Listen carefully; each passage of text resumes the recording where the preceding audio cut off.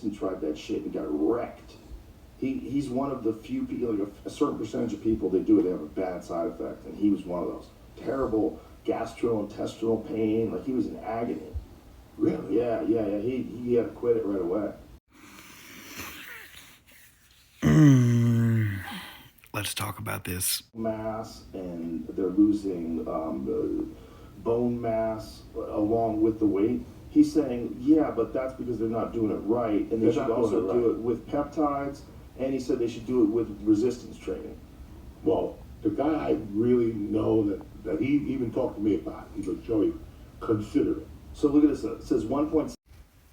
All right, so here he does make a very good point. You should probably be doing resistance training if you're going to use any kind of GLP-1 agonist, any kind of semaglutide, any kind of Mounjaro, any kind of retatrutide, right?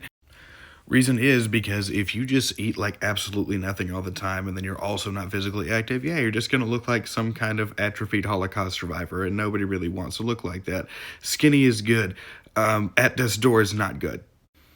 Also, I will like to come to the medical field's defense. I understand why they don't want to tell people all of this random shit and tell them to also start using peptides, because one, it's kind of a borderline thing that's not genuinely prescribed, and then two, people seem to be just really bad at math and would probably fuck up those doses too if they're already fucking up the Ozempic, the Mounjaro, the whatever. If you do it correctly.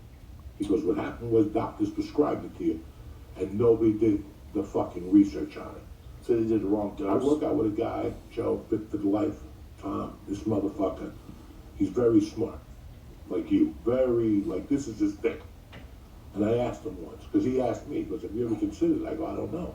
Do you recommend it? He goes, let me tell you something, if you do it correctly, it'll work. He goes, I read into a bunch of studies, but, he goes, what they don't tell you is you have to change your eating. You have to eat the protein first on your dish, because you're going to get too full by the time you get to your carbs. So he goes, people were eating it and eating salad. And that's why they were losing the muscle mass and everything. That makes sense. You got to double your protein. God damn it, Joey Diaz, you almost made a really good point, right? And here's why. Should you change your eating habits? Yes, 100%. If you are morbidly overweight and this is a problem, you should change your eating habits anyways, like eating in a sufficient amount of protein and carbs, and probably a lot lower fats than what you're normally eating, because calories in, calories out, that's going to be how you gain or lose weight, just kind of depending on whatever your goal is.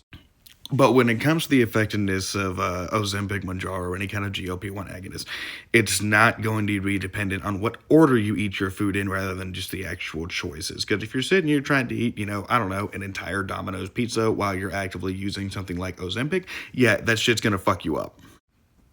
But yeah, bottom line with that one is going to be, it doesn't matter if you eat your chicken breast first before you eat your broccoli, and then after that you eat your rice at the end, or your potatoes, or whatever the fuck, right?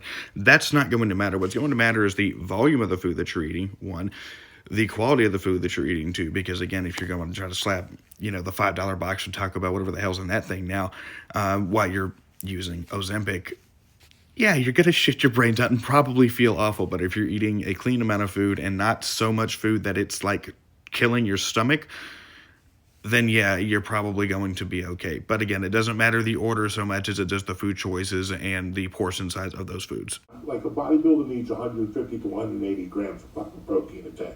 Sure, I could squeeze out 100 if I'm lucky, buddy. Eggs are 7 grams each, right? 3 eggs for breakfast, no steak. I'll eat all that shit later. But how do you do 150 fucking grams a day of protein? Okay, and then this one right here, it's not so much has anything to do with GLP-1 agonists or anything like that.